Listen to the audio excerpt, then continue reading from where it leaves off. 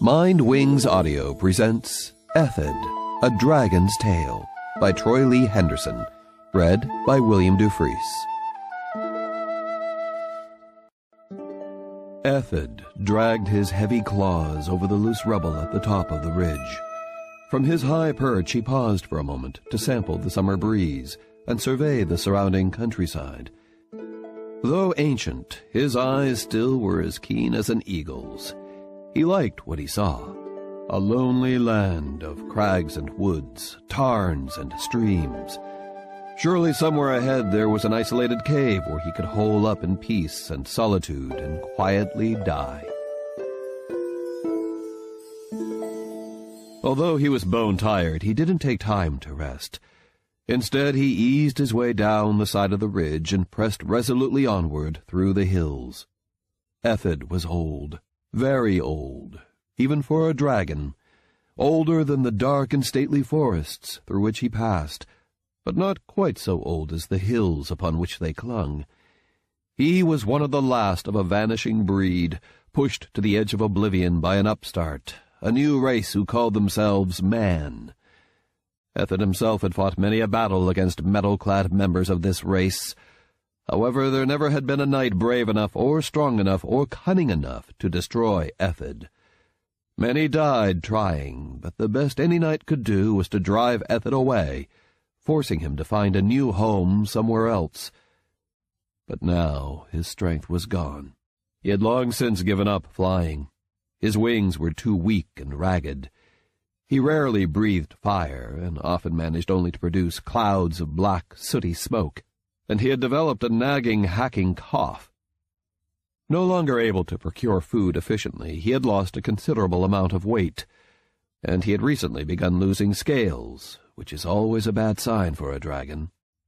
In short, Eathed was rapidly coming to the end of his time on earth, and all he wanted now was a place to die of the sweet malady of old age, a rare privilege for a dragon. Late that night, while sniffing among some boulders above a deep and placid tarn, Eathed found his cave. As far as he could tell, no man nor dragon had been in this cave for a very long time, though his sense of smell wasn't quite what it used to be.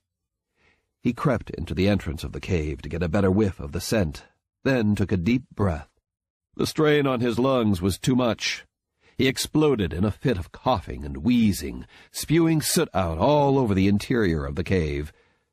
When he finally regained his composure, he grumbled in resignation, deciding to move in regardless of a proper inspection, so exhausted was he.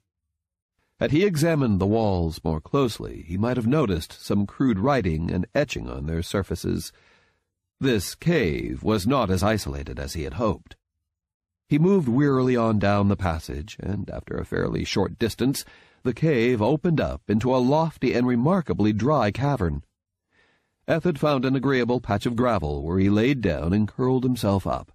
After one last powerful sneeze, which sent a cloud of smoke and soot back down the entryway, he fell fast asleep. One bright morning, scarcely a week later, 3 young brothers, the eldest nearly 13, came to the tarn below Eathed's cave. They were heavily armed with small bows, arrows, slings, and other assorted hunting gear, intent on bagging a wild boar or a stag, or more likely a rabbit or a squirrel. As fortune would have it, wild game had been plentiful.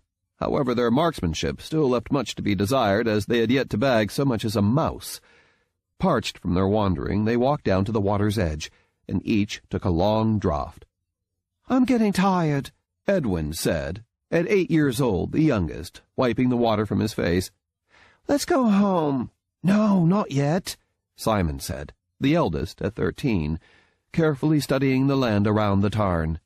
"Look, there's plenty of cover and water here. By all rights, this place should be just brimming over with game. Come on, we have to bring home something. Let me see if I can flush anything out." He bounded up the hillside to take a look among the bushes and rocks. The other 2 boys followed at a slower pace. They lacked Simon's boundless curiosity. For Simon, the hunt was as much an excuse to explore as it was to put food on the table. Darian and Edwin waited, arrows cocked and ready. but nothing happened for a very long time.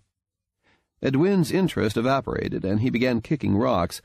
Darian hushed at him repeatedly. All else was silent. Even the birds were still. Only the hot summer breeze whispered to them. After what seemed like ages had passed, Darian's patience ended. "Wait here," he commanded Edwin, who moaned in reply. Darian started carefully up the slope, all his senses on the alert. He found himself keenly aware of every rustling leaf and twitching blade of grass as he stepped ever so slowly forward. Just then, Simon appeared atop a large boulder, some distance up the slope. "Hey, come up here! I found something!" Startled, Darian let his arrow slip, which shot wildly into the sky. "What is it?" There was no reply. Simon already had disappeared again behind the boulder. The two other boys scrambled up the hillside. When they reached the boulder, they could see what had so excited their brother: a large cave opening. They gathered around the entrance, staring apprehensively into its inky depths. "How far back do you think it goes?" Darian asked. Simon shrugged. "It could go for miles." Edwin shaded his eyes with his hands. "It sure is dark in there." "Do you think anything lives in there?" Darian queried. Edwin grabbed Simon's arm. "Could be trolls or dragons, or maybe a hermit." Simon gave him a shove. "Oh, you've heard too many fairy stories." "Well, what do you think is in there?" Darian questioned. "I don't know, but I mean to find out." Simon's tone was resolute. "Oh, no, you've got that look in your eye. You want to go in there, don't you?" Darian said. "Why not? Just a little way at least." Silence. Edwin and Darian were not at all enthusiastic about this idea. "Come on, then," Simon rallied. "Where's your spirit of adventure?" "Then can we go home?" Edwin pleaded. "Yes, right after we explore this cave," Simon said. "All right, then," Darian sighed. "Let's get on with it." "Get the tinderbox out of your pack," Simon said to Darian. "Good. And the oil lamp? Excellent. Now see why I make you carry all this extra gear, like the twine, knives, fishhooks, a lamp, and so forth? You never know what you're going to need. Always be prepared." Simon stepped into the cave just far enough to get out of the breeze, then lit the lamp. "Now, here we go," he said.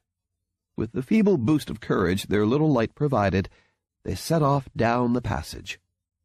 The small light cast a dim glow on the interior of the cave. They only had gone a few paces when Darian noticed something odd about the walls. "Look at this. Look how black the walls are here. The floor, too." Simon ran his fingers across a rock. "It's soot. Dirty black soot." "How do you suppose it got here?" Darian said. "Someone must have built a fire here once, I suspect," Simon said. He lost himself in thought for a moment. Something seemed oddly familiar about this. "Do you think someone lives here?" Darian said. Edwin bounced up and down anxiously. "Trolls! Trolls!" No, don't be silly," Simon scoffed. "It's quite all right. There's nothing and no one here. Come on, I'll show you." Simon lifted the lamp higher and moved on down the passage. The other two boys shuffled along very close behind Simon. The tunnel was wide and fairly straight, and made the going easy. After several minutes, they had gone nearly 200 feet into the cave, at which time they were nearly at the end of their daring, meaning bravery, including Simon, when suddenly the ceiling and walls opened up, curving away into the darkness outside the reach of their lamp. "A cavern!" Darian exclaimed. "I can't see anything." Edwin's voice trembled as he spoke. "Let's find out how big it is," Simon said. He jerked Darian around so he could reach into the pack. He rummaged around and found an old rag. He then uncorked the reservoir of the lamp and very carefully soaked the cloth with oil. Laying the cloth across a rock, he lit it with the flint and steel. In a moment, he had a small fire burning just sufficient enough to light up the entire cavern. He looked to his brothers with a satisfied smile, only to see expressions of wide-eyed terror on their faces.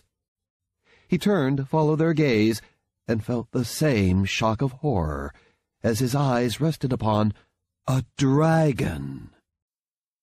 We hope you have enjoyed listening to this recording. Discover more one-hour audiobooks from Mind Wings Audio.